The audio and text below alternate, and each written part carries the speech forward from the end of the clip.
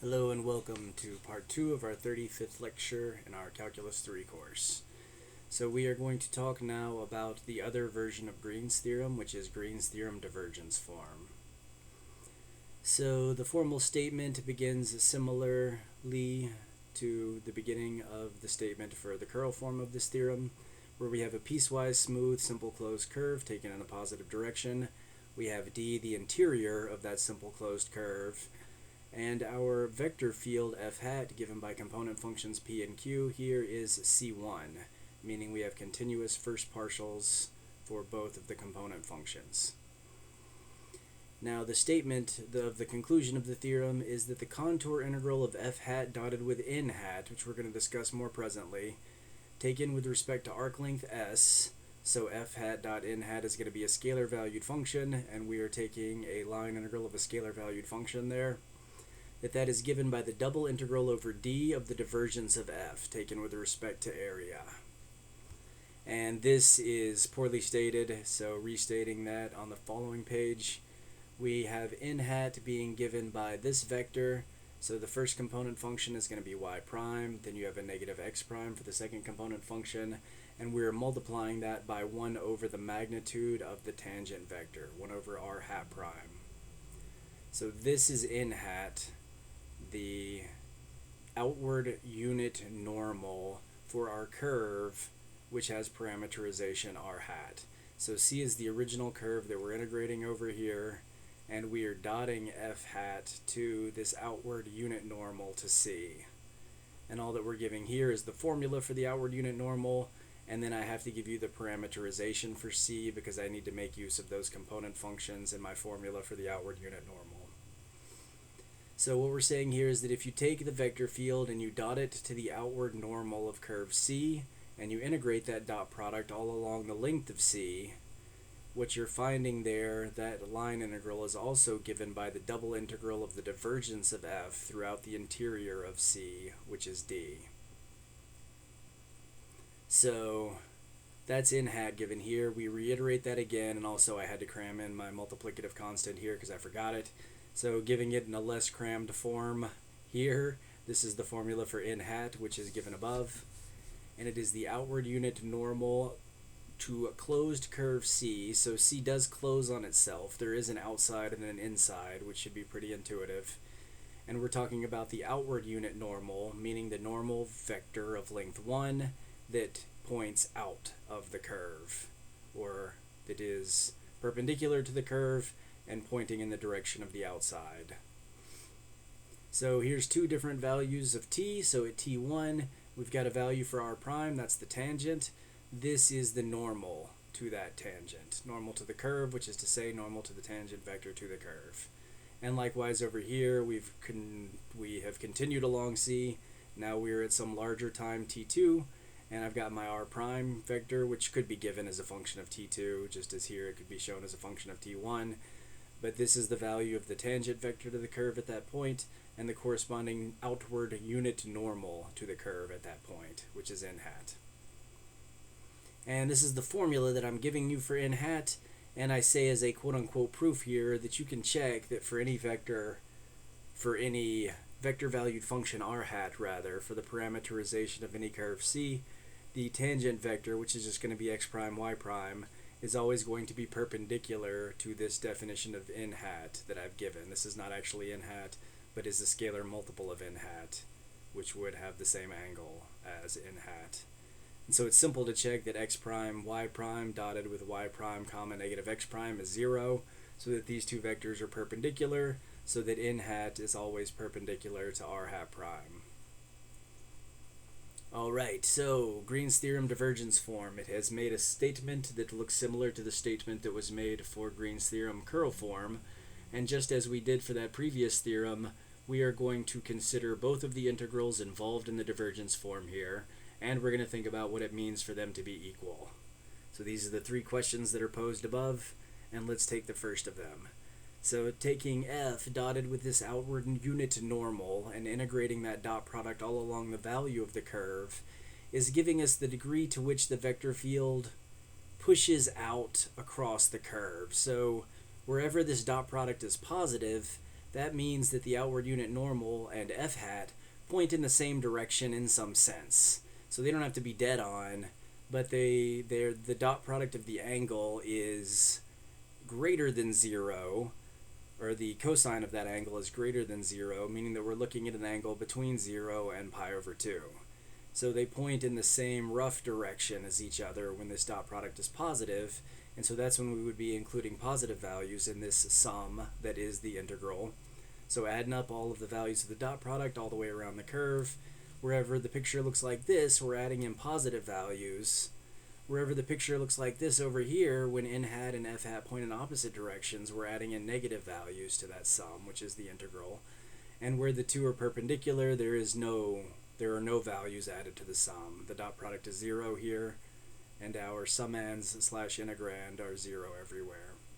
So what we're ultimately getting is wherever we're getting the total or the cumulative degree to which the vector field pushes outward across the boundary C of the interior region D. It's where the picture looks like this that the dot product is positive, so if the integral turns out to be positive, the picture mostly looks like this. And if the integral turns out to be negative, then the picture must have mostly looked like this around C. So it gives us sort of a cumulative, how much is f hat pushing out and how much is f hat pushing in terms of the sign and the magnitude of that integral. We might call this the outward flux of f hat across C. So this integral gives us some measure of the total outward flux. Just the dot product could be outward flux at a point, and taking the integral across the whole of the boundary of this region D is giving us the total outward flux of f across C out of D.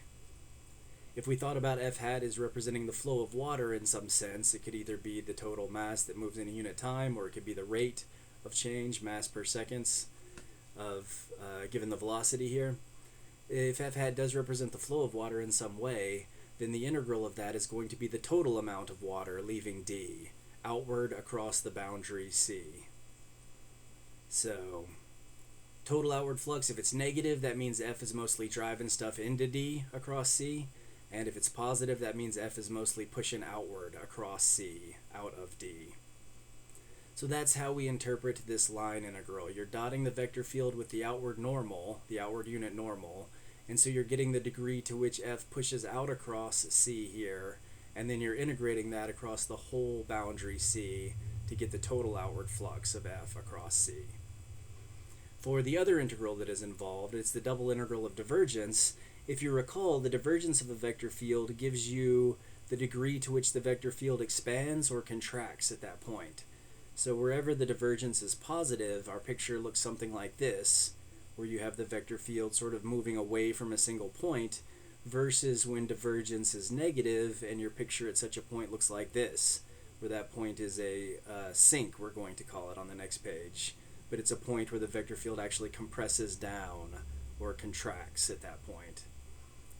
So we thought about this in terms of water on a table. If I'm pouring water onto the table, it's all going to be moving away from that source, which would be where the divergence is positive. If I knock a hole in the tabletop so that water's running out through the bottom, you're going to see the velocity lines all pointing into that hole. And so we would see a sink with negative divergence at that point. So it is the vector field's tendency to expand or contract. We call points where the divergence is positive sources. We call points where the divergence is negative sinks. And the total integral, or the integral of divergence across the region D, this double integral, is going to sort of add up each point's tendency to be either a source or a sink and give us some kind of cumulative measure of how much source and how much sink is contained in the region D. So it's the sum of all source effects and all sink effects throughout the region. So here in this drawing, we have the curve C counterclockwise. D is the interior region, and I've drawn in 3 points, one where the point is a source, here we have a sink, and here we have another source. So, maybe these two cancel each other out, and then the total effect is to have a positive double integral of divergence, because though there are sources and sinks throughout the region, the net effect is just 1 unit's worth of source here in this crude drawing, right? But that's the idea in general, that you go through and each point You measure the degree to which it is a source or the degree to which it is a sink. You're taking the divergence at each point, and by adding up all of those values throughout every point of the interior, we get the total source versus sink nature of this region, given as the sum of the effect at each individual point. So the double integral here is something like taking the sum of all sources and sinks throughout the region D, everything that's inside of C. And we're getting the total compression versus an expansion factor for this whole region. And now what the theorem is telling us is that these two values are equal. So it's sort of the localized expansion contraction at every point throughout the region. Once you get that net effect, that has to balance perfectly with the total outward flux of the vector field across the region. So if there's a net tendency to expand inside the region, there's going to be a net outward flux across the boundary. If there's a net tendency to contract at all the points within the region, then there's going to be a net inward flux across the boundary C. That's what the theorem tells us. This one's lovely. This one's actually, in my mind, even clearer than Green's theorem. Green's theorem curl form. We studied the curl form first because the line integrals were more similar to what we have seen before. So it's mathematically closer to stuff that we had done. This f hat dot n hat business is new to this discussion. So that's why Green's theorem curl form was discussed first, though I do think that Green's theorem divergence form actually is the more intuitively clear of the two. It's only discussed in Stewart in a circumstantial kind of way, so you won't find Stewart has a chapter for Green's theorem, and they are using that phrase to refer to what we call the curl form of Green's theorem. There is some discussion of the divergence form, but it's not extensive, and it's almost a side note to some other topics. But it is lovely. Again, when you take the double integral of divergence, you're taking the cumulative effect of all sources and sinks through the interior, and that has to match with the net flux across the boundary, either outward or inward, depending on the sign. So it's intuitively a fairly satisfying theorem, to my mind. And we are again saying here that total outward flux is equal to the cumulative effects of all the sources and sinks interior. So that's quite nice. Let's think about some more practical uses of this theorem. And just as before, just as the curl form for Green's theorem, what's given to us is the equating of two different types of integrals that we have discussed. Am I not missing a slide here? Huh. Thought that I said that and we missed a slide, but maybe not. But just as was the case for Green's theorem curl form, it's given us this kind of an integral here, which in this case is actually a line integral of a scalar valued function, and it's telling us that that's equal to a double integral of some scalar valued function of two variables here, that being the divergence. And so it equates two different types of integrals that we've studied in the course, and sometimes I might ask you for one, but it could be hard, and it could be easier to know that what's been asked for is actually equal to some other expression, which is then easier to calculate. So let's think about the types of problems that could be asked here. Again, we're going to have an example problem and a sample problem. Those two problems are very similar to each other. I encourage you to think about the similarities between them. And any questions that I might ask about these topics would be similar to the example and sample problem here.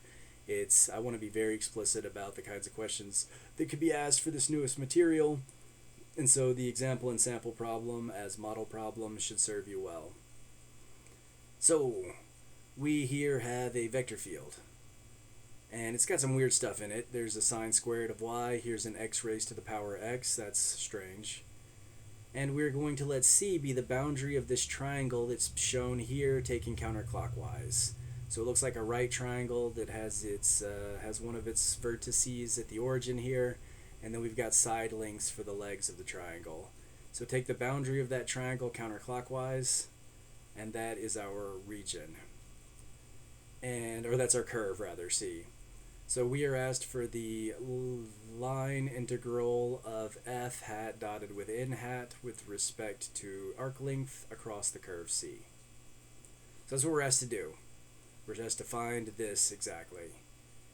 And so I could try to find, I have f hat, I could try to parameterize this curve, although it seems to be a piecewise curve that's going to have different definitions along different portions of it.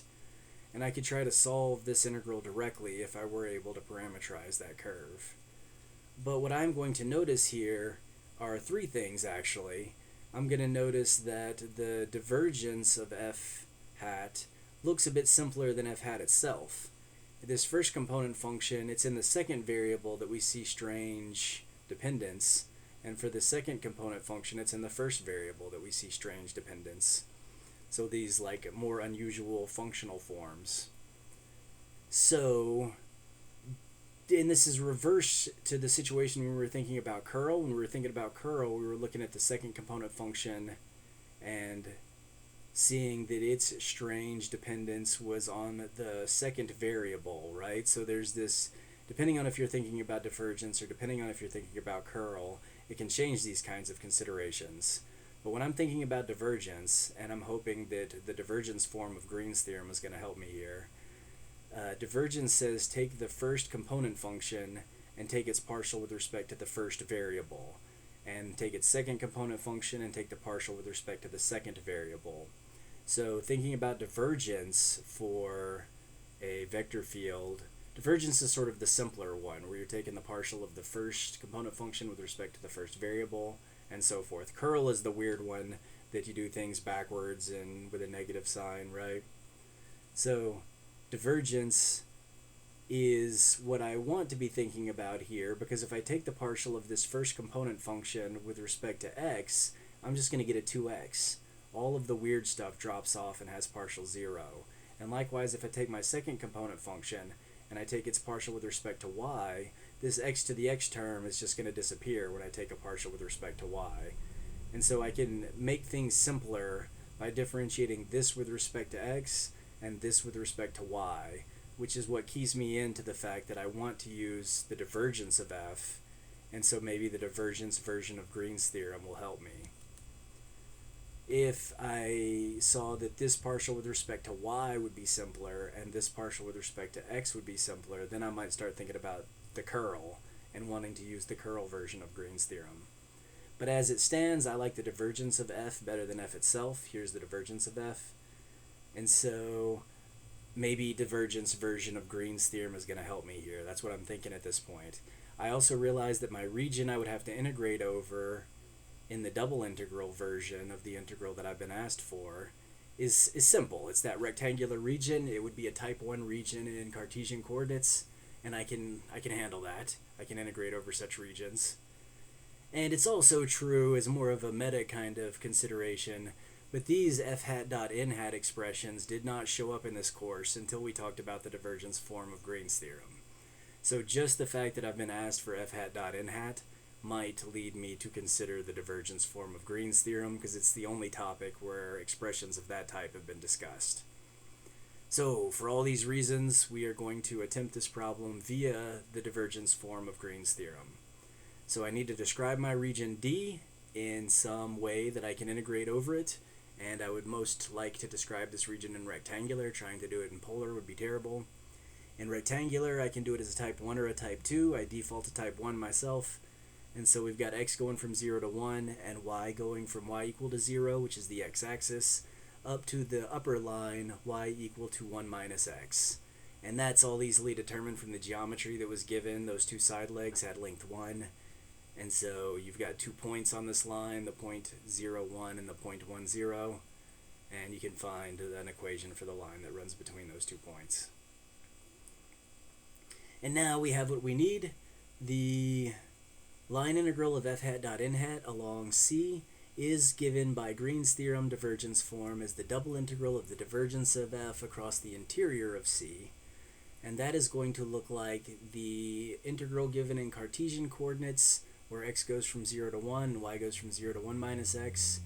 And the divergence of f was, as we saw, or rather is, as we saw, 2x plus e to the y. So I've got my integrand. My dA expression is just dy dx here, because we're doing rectangular for a type 1. And I've got my limits of integration, which describe d. And I can take this integral now. I integrate with respect to y. I pick up a factor of y on the polynomial and the exponential, which just gives me the exponential, plug in my limits of integration for y, solve and rearrange, integrate with respect to x. There's a little u sub that I'm using for the exponential term where u is 1 minus x. And we end up with e minus 5 over 3 as a final answer. So that is the integral of that vector field dotted to the outward unit normal of that curve, integrated along the whole of that curve, which is the outer edge of that triangle. So, literal interpretation, this is still our wall of variable height, and we're finding the total height, but here that height is always given by this dot product, and so we're actually finding total outward flux of this vector field across this curve. And I don't actually know, what do we got here? Negative 5 over 3 is 1 2/3. So less than 2 certainly, it's actually positive. E is 2 and change, and we're subtracting off something less than 2. So we do see a net positive flux across that curve. Alright, let's have you do a sample problem. So here's a vector field, and C is the curve shown here. So we've got what looks like the right half of the circle, x squared plus y squared equals 1, along with enough of the y-axis to close that curve. And we're taking that in the counterclockwise direction. There's a couple of little parameters indicated on the picture. So that's the curve C, and I want you to find for me the line integral of f hat dot n hat along this curve C. Alright, having been given time to pause the video, and hopefully definitely try this one. Again, these are the only types of questions I could ask for this material in the final. So do give it a shot if you haven't yet. This is the last time in this course that I will be able to implore you to look at a sample problem before you watch the solution. Please do so. And now let's have a look at the solution. So the same thought process runs through my head. This looks like a crazy vector field. If it turned out to be conservative and we're dealing with a closed curve, then that could be fine, but it won't. And so I don't want to do it directly from the definition of these line integrals. Because it's not a conservative vector field, I can't conclude that we're getting 0 here. We're not actually even integrating a vector field. We're integrating a scalar valued function here, f hat dot n hat. So that doesn't apply. That wouldn't be helpful. The fact that the integral of conservative vector field along closed curves are 0, that's not actually helpful here, as I indicated a moment ago. This is a scalar valued function integrated along a curve. None of this looks good. None of the tools, the only tool that I have to approach such things would be the definition of this